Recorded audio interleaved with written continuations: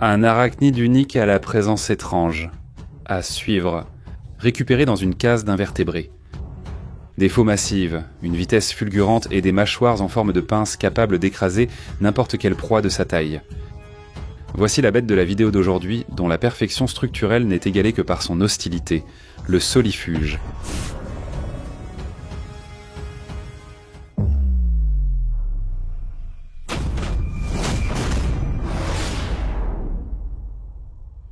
Certains animaux ont une réputation difficile à changer. Prenez l'araignée chameau. Beaucoup d'Américains la connaissent grâce aux photos diffusées pendant la guerre d'Irak au début des années 2000. Une araignée géante du désert avec une envergure de pattes allant de la taille d'un paquet de cigarettes à celle du mollet d'un homme adulte. C'est juste un effet de perspective forcée.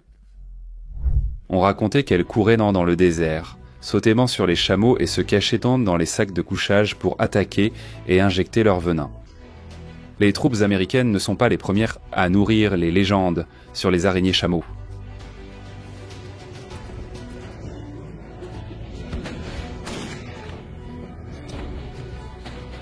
En Afrique du Sud, on les appelle Haarskirters ou tondeurs de barbe, car certains pensent que si l'on dort par terre, les araignées chameaux coupent les cheveux pour tapisser leur nid.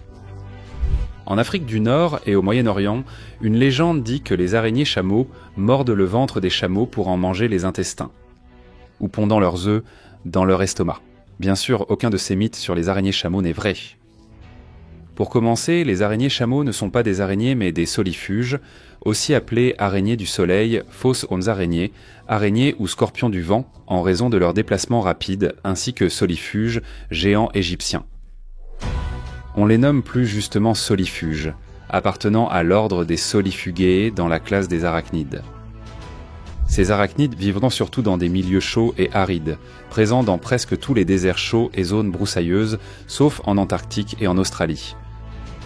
En Amérique, ils sont dans le sud-ouest des États-Unis. Les 1150 espèces n'en fêteront sont 8 pattes et 2 parties du corps, comme les araignées, scorpions, pseudoscorpions, tiques et acariens, mais elles sont assez distinctes pour constituer un ordre à part. Apparemment, cette araignée du désert paraît avoir 10 pattes, soit 5 paires. Les solifuges n'ont que 8 pattes, leurs appendices semblables à des pattes étant des pédipalpes. Et une paire de ces 10 pédipalpes est utilisée pour la perception plutôt que pour le déplacement, d'autant plus que leur sens le plus important est le toucher. De plus, les solifuges sont agressifs, et les deux principales différences entre les araignées et les solifuges sont que les araignées possèdent du venin dans leurs glandes à soie, tandis que les solifuges n'en ont pas. Ces arachnides se présentent dans une variété de couleurs, notamment le brun, le jaune et le rouge. Le plus grand solifuge a une envergure de pattes de 6 à 8 pouces, ce qui est considérable pour une araignée, et il semble n'avoir que peu ou pas d'intérêt pour les humains. D'après Britannica, le corps d'un solifuge mesure entre 0,4 et 2 pouces de long. La plupart des solifuges n'ont qu'une paire d'yeux, souvent complexes. Les chélicères, qui ressemblent à des pinces et sont nécessaires pour capturer et écraser les proies, font partie des pièces buccales du solifuge. Les solifuges humidifient leurs proies avec des enzymes via leurs chélicères, produisant un liquide nutritif absorbé par la bouche. La plupart des solifuges sont nocturnes et creusent des terriers. Lors de l'excavation, on peut utiliser les membres puissants et, si le sol est dense, les chélicères. Le terrier fini mesure jusqu'à 30 cm. Sont très rapides. Les araignées chameaux peuvent courir à une vitesse maximale de 16 km/h. Et peuvent courir aussi longtemps qu'on les poursuit, faisant d'elles les invertébrés terrestres les plus rapides. Cependant, un corps infatigable a un métabolisme demandant un apport énergétique quasi permanent. Les solifuges les mangent beaucoup, mais cela n'explique pas forcément leur comportement de fugitifs ni les massacres de fourmis. Pour une raison inconnue, les solifuges s'attaquent parfois à une fourmilière, déchirant les fourmis en deux à tout va, jusqu'à se retrouver entourés d'un énorme tas de cadavres de fourmis coupés en deux. Des scientifiques estiment que les solifuges tueraient les fourmis pour les conserver comme en cas. Une autre explication de ce comportement pourrait être que les solifuges essaient de vider la fourmilière afin de trouver un endroit agréable pour échapper au soleil du désert. Mais au fond, la raison de leurs actes reste mystérieuse. Une autre théorie serait que le solifuge élimine les fourmis soldats pour manger les larves et nymphes qu'elles protégeaient. Non. Celles-ci ne mordent pas, et ce sont de petites bombes de protéines et de graisse super douces et moelleuses. Les solifuges, prédateurs voraces, chassent surtout des insectes. Les outils de chasse les plus importants des solifuges incluent les pédipalpes. Leurs longs poils sensibles sont les principaux organes du toucher.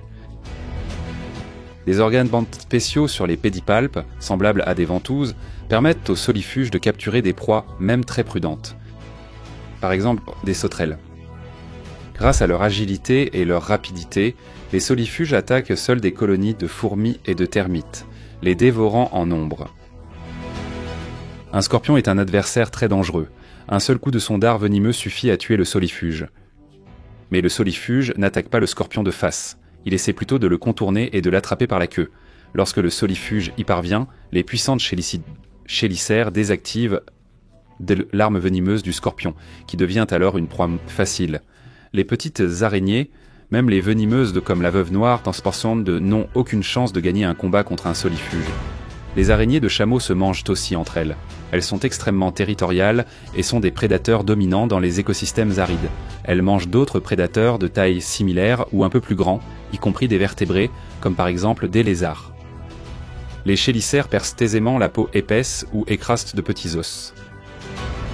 Les grandes espèces de solifuges peuvent tuer de petits mammifères comme des souris et même chasser des oiseaux mal placés pour se reposer.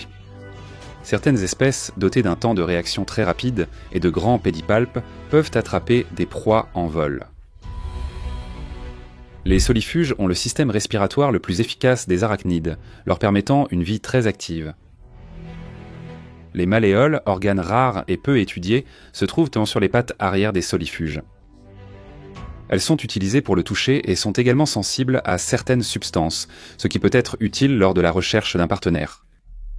Les solifuges s'accouplent par copulation.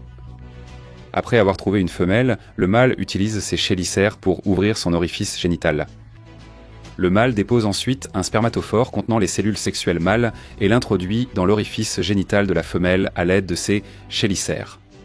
Après un moment, la femelle creuse un trou pour y pondre ses œufs. Chez certaines espèces, la mère protège les œufs jusqu'à l'éclosion. Après l'éclosion, les jeunes solifuges, nommés arachnions, chassent aussitôt de petits insectes. Les femelles mettent au monde 50 à 100 bébés araignées à la fois. Les œufs éclosent en 3 à 4 semaines, s'ils échappent aux prédateurs.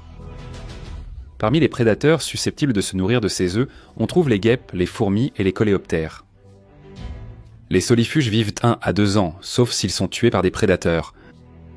Les prédateurs courants des solifuges sont les lézards, les crapauds, les chauves-souris, les oiseaux et les scorpions. Ces animaux ne survivent assez pas longtemps à la chaleur extrême, donc les solifuges creusent des terriers pour échapper aux températures du désert. Malgré leur réputation sinistre, les solifuges ne représentent pas vraiment une menace sérieuse pour les humains. Ils attaquent rarement en premier, mais lorsqu'ils sont manipulés sans précaution, ils se défendent farouchement. Les solifuges ne sont pas venimeux, mais les grandes espèces peuvent percer la peau et infecter la blessure avec leurs chélicères. Dans la nature, les solifuges sont souvent attirés par l'ombre projetée par les humains, ce qui est pris à tort pour un comportement agressif. La plupart des solifuges vivent dans des zones peu affectées par l'homme, leur population restant donc élevée.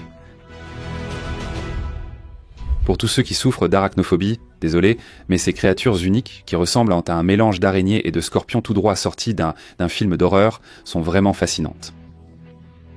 Elles sont très amicales et adorables. En tout cas, merci d'avoir regardé et on se retrouve dans la prochaine vidéo.